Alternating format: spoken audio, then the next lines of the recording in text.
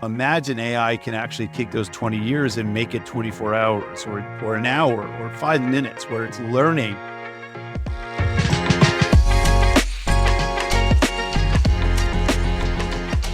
Welcome back to the TroopHR podcast. I'm your host, Taylor Bradley. Today we're exploring one of the most transformative shifts happening in recruiting, how AI is changing the way that we source, attract, and hire talent. And to unpack this fascinating topic, I'm thrilled to be joined by Anthony Onesto, a thought leader in recruiting and chief people officer at Suzy. Anthony brings years of experience as an HR leader, and he's here to share practical insights on everything from the evolving role of talent acquisition to how AI is enabling recruiters to focus on what they do best, connecting with people. Together, we'll explore the future of talent acquisition, including the benefits and challenges AI introduces into hiring. To kick things off with a big picture perspective, I ask Anthony to share his thoughts on the role recruitment plays within a company. Yeah, it's a great question. And when you say deep, you probably mean years of experience. Gray hair shows that. But I think recruiting is a pivotal function, right? I think until we are, and maybe we're not far away from this, and we're going to talk about the implications of AI, particularly in recruiting, we are still human-led businesses, right? And again, you can argue some of the robots in the Amazon warehouses, things like that. But for the most part, we are people-led. And if you look over the past couple of decades in terms of how the S&P 500 is valuated, it has gone from what we'll call tangibles, which are desks, equipment, cars, whatever it is, to intangibles now, over 90%, which is essentially people. And people argue, well, it's people and IP and code and all that good stuff. But at the end of the day, people are creating that IP. So essentially, it's been most of the value created in organizations these days is generated by people. So recruiting is an essential function in finding those people and making sure your organization is functioning in all the various different departments. So recruiting is a vital function within an organization to go out and brand your employer, right? So if you're a Meta or you're a Google or a Facebook or an Amazon, people know about you already, right? There's a branding that already exists there. And those are, sort of the Harvard of experience in the tech space. But for other organizations, it's all about branding your employer and showcasing who you are and your thought leadership, in the hopes that someone that you talk to is interested in a role that you're recruiting for within your organization. So pivotal function, it usually sits in the HR department. There are some more progressive companies that don't have it sitting in HR. It's actually its own function reporting into a CEO, or it's an operational function. But I would say for the most part, it's something within the HR function itself, but a very critical role to the success of organizations. Part of that is being able to leverage technology in different ways. Before we get to AI, what do you think have been the most pivotal tech enablement processes that have hit recruitment over the past several years? Yeah, it's a great question. I'm actually doing a presentation on this exact topic, particularly on AI and its impact in recruiting in October at SourceCon. And one of my slides is this evolution of tech within recruiting. And there was a time where we were recruiting folks on index cards. And so for me, I think, having, you talked about the last couple of years, I'm thinking of the last decade or so, or a couple of decades where, of course, the internet, mobile, incredible impact on the recruiting. When I started out in recruiting years ago, during the dot-com boom and bust, there was no LinkedIn. We used to literally have to call companies. And if there was a very nice receptionist, we would be able to go, oh yeah, who's your controller's name again? And then we'd write down the controller's name. So we would actually go in and try, imagine trying to recreate LinkedIn, where it's super easy now. So I think it's the internet, mobile have been really incredible. And then solutions like LinkedIn, Monster, these job sites have really transcended the entire recruiting industry, because again, there was a time where we were faxing resumes. So email So all of these things that we would probably take advantage of every day before that didn't exist. We had to fax resumes, even before resumes. And I wasn't a part of recruiting at this time, but index cards, like I said, you had to make phone calls to people. Imagine trying to like recruit folks and just making phone calls versus text and emailing. So the idea of the internet, mobile capabilities, email, absolutely critical. And there's, again, a few progressive companies that are actually texting candidates and looking for, trying to recruit folks that way, which I think is a really interesting opportunity. And then add in social media and all those things. So all of these elements of the internet, mobile, and having an effect on that. And then all the different technologies that came along with that, ATS systems, applicant tracking systems. Again, I believe I created one of the first applicant tracking systems in a recruiting company that I worked for, or is essentially just a database. And so all of these things really had a strong impact on recruiting over the last couple of decades. It's interesting framing because that timeline isn't even necessarily a long one, right? We've gone through significant changes in technology. So I know there's apprehension with AI, but to me, this is just the natural next step.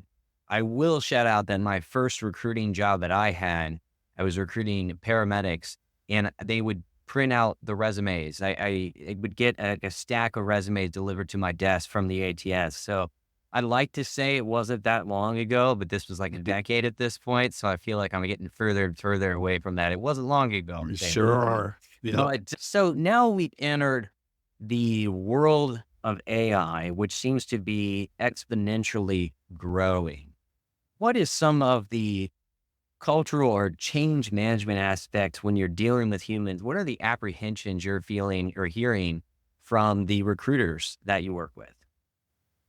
Well, I think if not to get all geeky and neuroscience-y about it, but I think with any change, you see that just generally we're all the same. Our biology, no matter who you are, what role you're in, how much experience you have, biologically, we have hijacks that happen within our brains. And it's something that is ancestral in that way, because years ago we would perceive danger. And so any change is now perceived as danger. And so we'll react with the fight, flight, or freeze mentality. And some folks remove that quickly and some folks, carry that along. But that's going to be the initial response to any kind of change. So I even see this, and that's why in this presentation, I really want to take the audience. Well, first of all, I start off explaining to the audience of recruiters and sourcers that 75% plus of their jobs are going to be automated via AI. So I start off really very controversial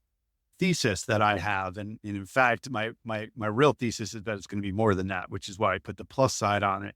So I'm going to scare folks a little bit, but that's going to be the initial response. Am I going to have a job after this? Is it going to automate? We saw the same thing happen with all the technology, with the internet, with mobile. It just made us better at what we do.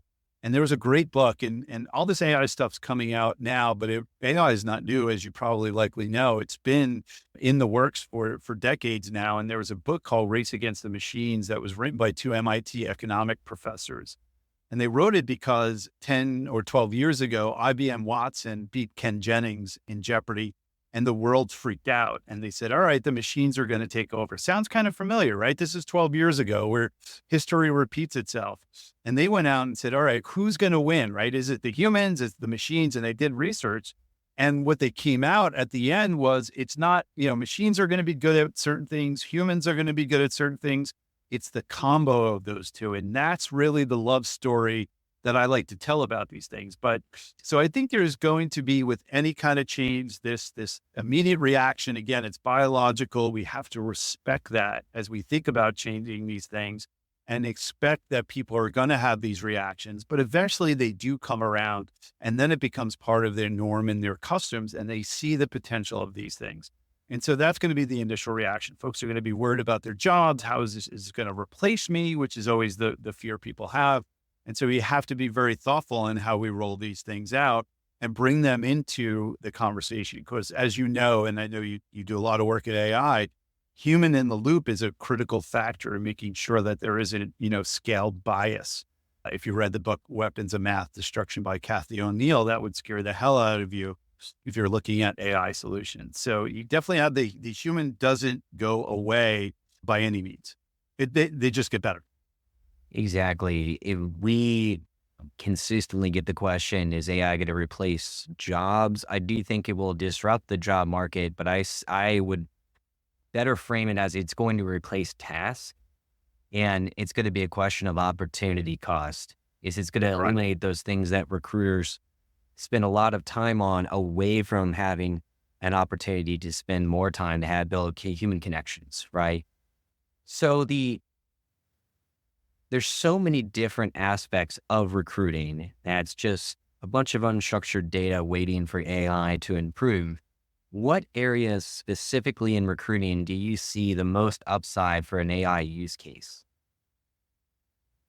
Yeah. I mean, listen, I think it's, my prediction here and the opportunity is across all of it. I think where you see the human elements of selling in and convincing again, when you're recruiting for a company like Google, the brand is always very aware of the opportunities, where smaller companies, I think this is now going to level the playing field in a certain way. But let's start at the very beginning. I think sourcing is absolutely going to be an area where there's automation. So when we talk about sourcing, we talk about one of the oldest tactics, which I talked about before, which was calling up the receptionist and getting a list of names and then reaching out to them. Now, with all the tools available online, LinkedIn obviously being the most prolific in that, what we automatically do is when we get a job description, and this starts at the way beginning. So AI can absolutely be helpful in developing job descriptions. I mean, if you go to ChatGPT right now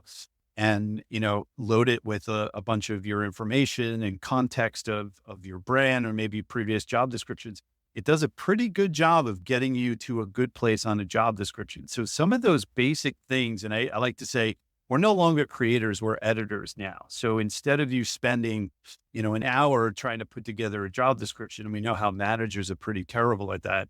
Now AI is going to be able to help you, and then you're going to edit it, right? You want to make sure that there isn't the natural bias that you see in a lot of the AI tools. But again, you're a co-pilot. It's a co-pilot for you. And so it starts as early as that. And then I think once you have that available, then I think sourcing. So you now have our head of recruiting here, Laura Hansen, talks about job description being like a Google location, Google Maps location. You got to tell me where to go so I can go there. So a job description is a where to go. This is what you're looking for.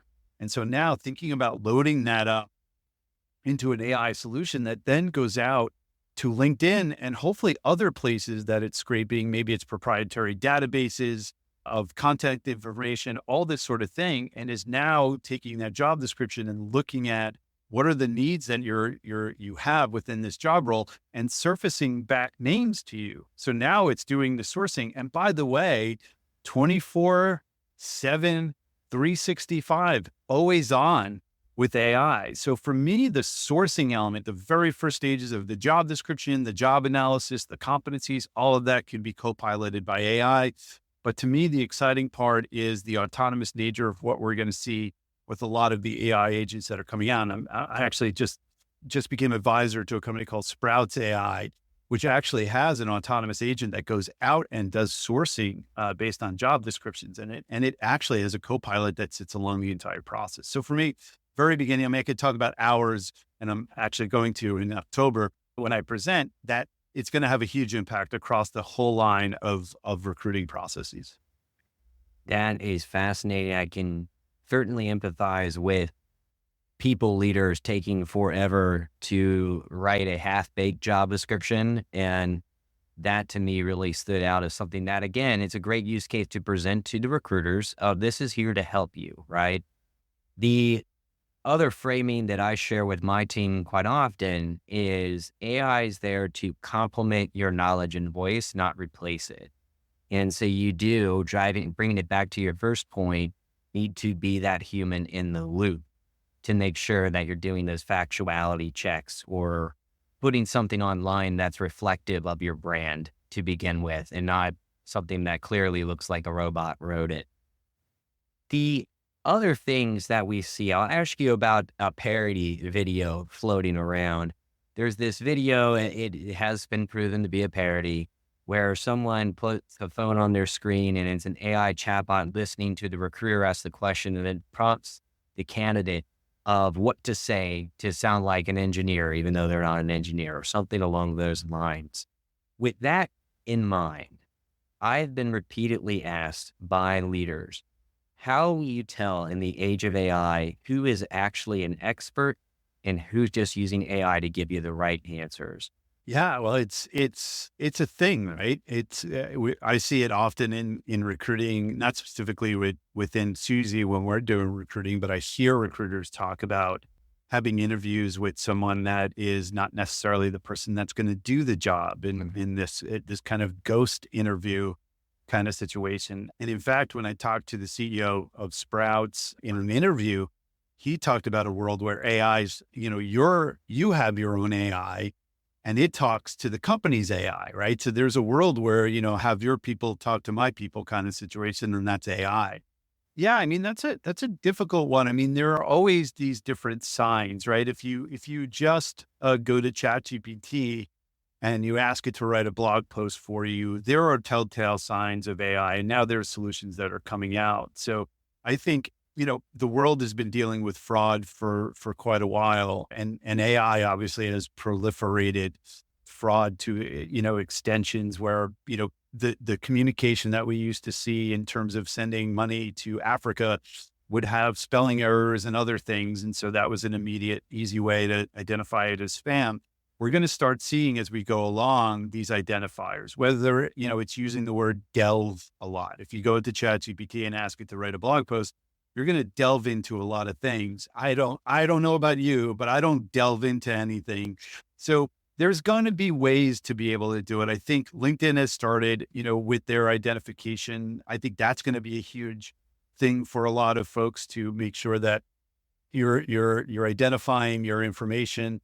There's probably ways for you to program the AI to double check. I know there's, very simply with websites, there's capture kind of things and IP address blocks and other things around fraud. So there's going to be sophistication in these things. And the problem is the nefarious players are always going to be one step ahead. So the tools that we're using need to be equally as advanced as the people. So I see this, if you think about a fully integrated AI solution like a Sprouts, I imagine that they're going to build in some sort of identification or a way to identify or even prompt you when you're in a meeting. Like, is that really Taylor or is that an avatar? Right. So I think we're going to see sophistication, but there's going to be missteps around that. But the interesting thing for me is when I talked to the CEO of Sprouts was this AI to AI conversation. So you're not even in the loop until you're actually interviewing with the company, which I thought was really interesting.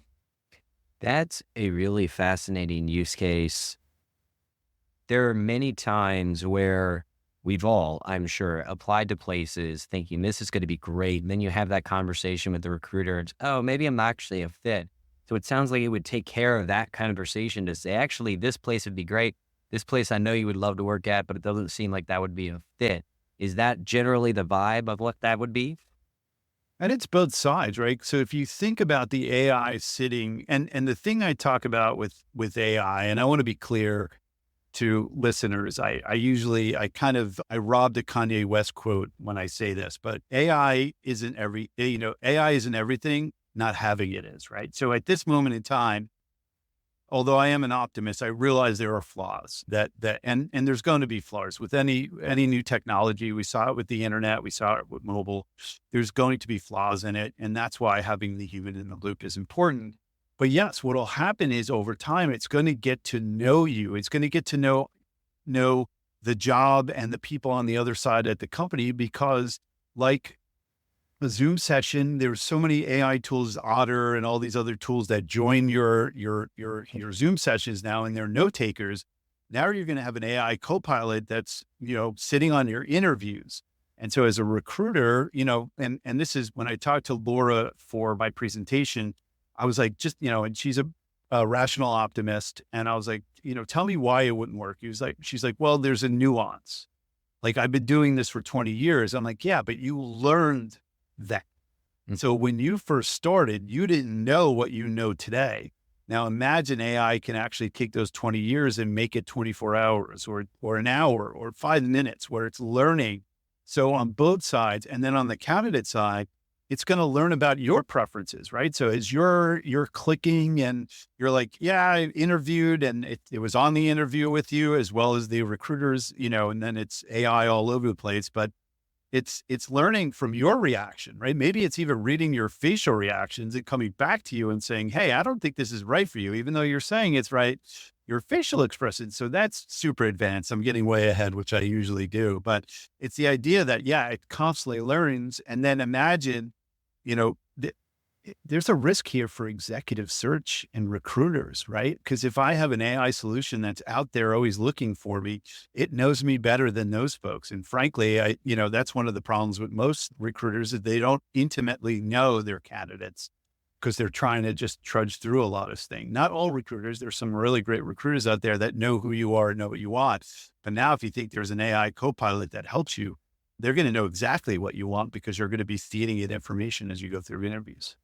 Absolutely. One of the concerns that you mentioned, I've seen a lot of, is this misconception of it won't be able to replace my X number of years of experience. And I think that's a dangerous thought process to be in as a professional nowadays. I've recently had the privilege in my own organization to sit in on one of our meetings with our advanced mathematics team that are working on training these LLM models. And things are going to change. Like these models will be smarter than us and many expert subjects where it has the level of knowledge and accuracy of advanced PhDs.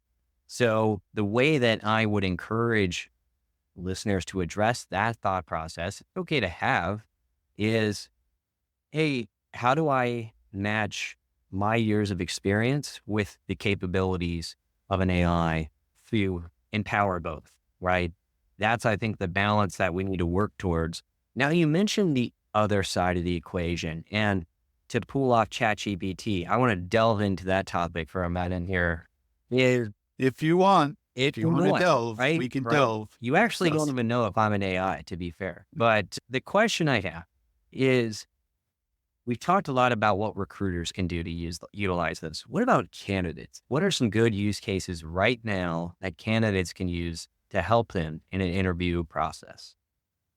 Well, you kind of talked about it, right? And there was this, especially with grade schools, this idea of like schools banning AI. I think it's a silly thing, depending on what it is. If you're trying to teach creative writing, of course, yes, it makes sense. But a complete, ban doesn't make sense at all.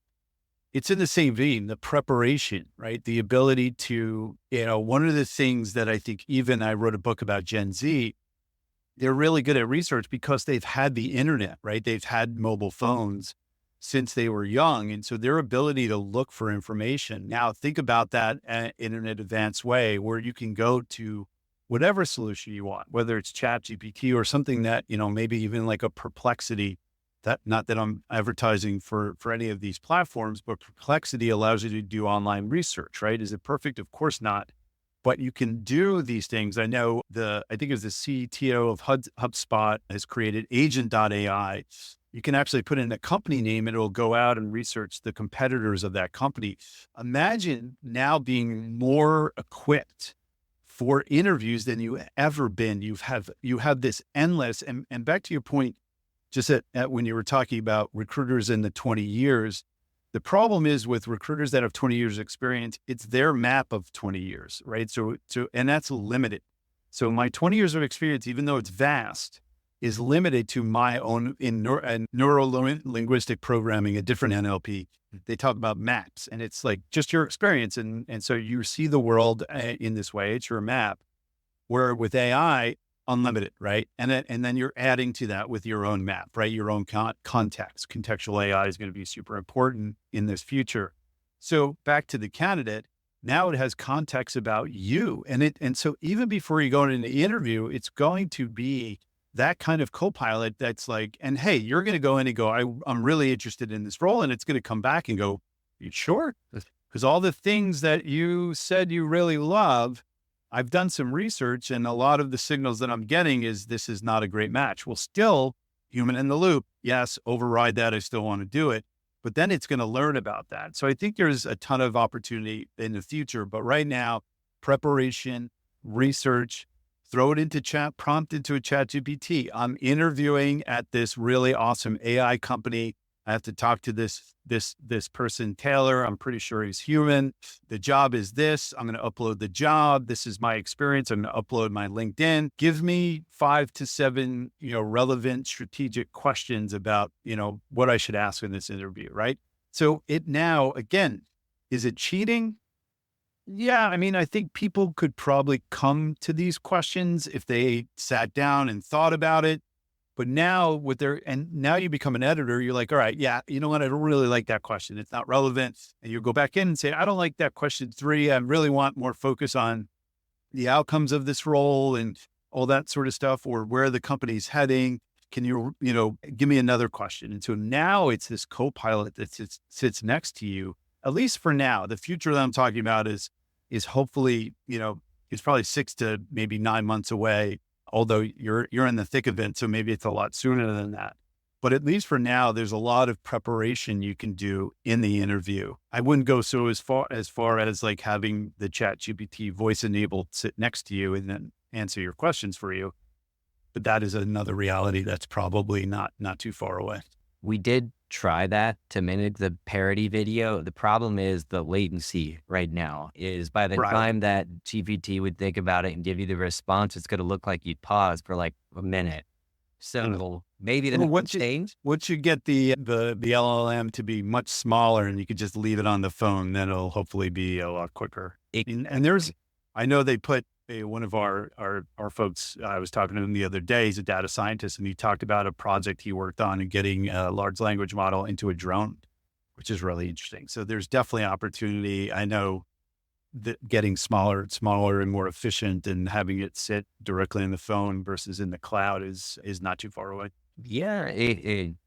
ChatGPT O1 model is really fascinating. It's a smaller model. That seems to be the trend now to make it more cost effective. But one of the first models out there I'll use a layperson's term. So my engineers, I'm sure will have a different way of saying this, but it thinks before it provides you a response. And depending on the types of questions you ask, it may think for 30 seconds, may think for a minute. But it's really, I think that's the trend that you're going to see is these large language models want to have more thought process go into your answer before it responds.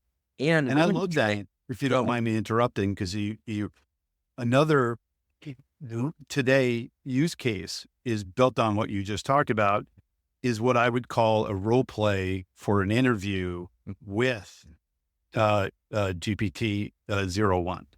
Because what it does is you can have a conversation. Now, I would even argue the voice could be really interesting if you're like, hey, can you help me pretend to be an interviewer for this job? And I'm going to interview. So you can actually roll. So these things become helpful and help you practice to get better. But, it's you on the call, of course, the human piece. But that's a great example of technology that's available today for candidates where they can role play without. By the way, one of the things I love about all of these things is outside of, any enterprise account that you have, and maybe your IT people are looking at that, although I don't think they can, there's a lot of safety. So you can be the dumbest person in the world and ask it the dumbest thing in the world, and nothing is judging you yet. I'm sure it would judge you at some point in the future, but at least yet. So you can really role play on something that is just so ridiculous, or you just act so like, I don't have a clue on this thing. I can't tell you how many times I go in and go, please explain this to me like I'm in the 8th grade, because that's the only way I can understand things. So that's because I fell asleep in stats class in high school, but that's for another podcast. And you touched on an interesting ethical topic that keeps coming up is what's cheating and what's not. To me, I think it's perhaps I'm oversimplifying. A lie is still a lie. So if you say that you have experience that you don't, and then you can't back up, that's still a lie. It doesn't matter if AI helped you get there or not, right? The other aspect is if someone's using AI to grammar check their resume or to improve readability, To me, that's someone showing that they know how to use their resources to take administrative or repetitive tasks and quickly get a high quality result. So I enjoy that. Each company needs to come up with their own ethical stance on that. So I think that will be unique for Sure. each company. And I know the resume piece too, because that's another case study that is helpful for that. And by the way, I think oftentimes when these things are democratized, that's where the friction, because there was a set, if you paid somebody really good money, they would write your resume for you. And that wasn't always available and widespread to folks that aren't making a ton of money, where this could be advantageous. And now this democratizes that to everyone.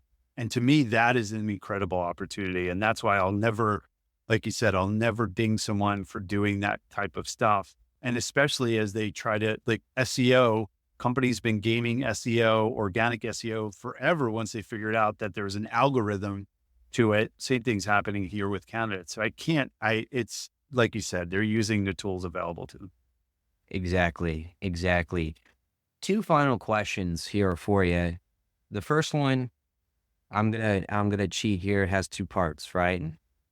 What is one use case that may not be available today, but that you're optimistic for in the future?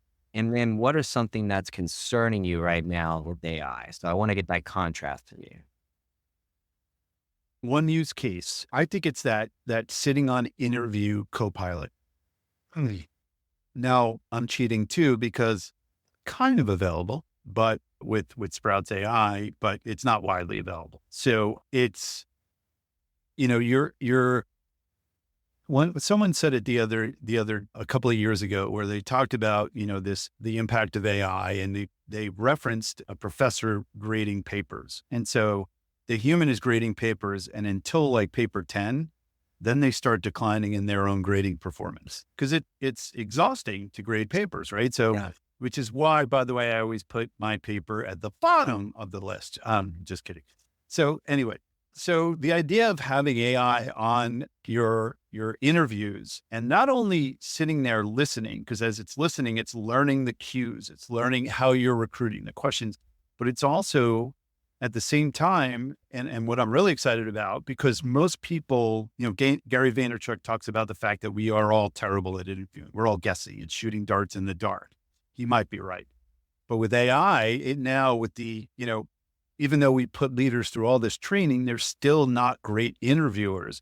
The AI is going to go in and go, wait, hold on. You never asked this question. Like, this is sort of what you should be asking. Now, we could program it to just be like, if you don't hear this question, nudge the individual, and it would only be on our side, the recruiting side. So we would only see it. It would pop up and say, oh, I forgot to ask that question.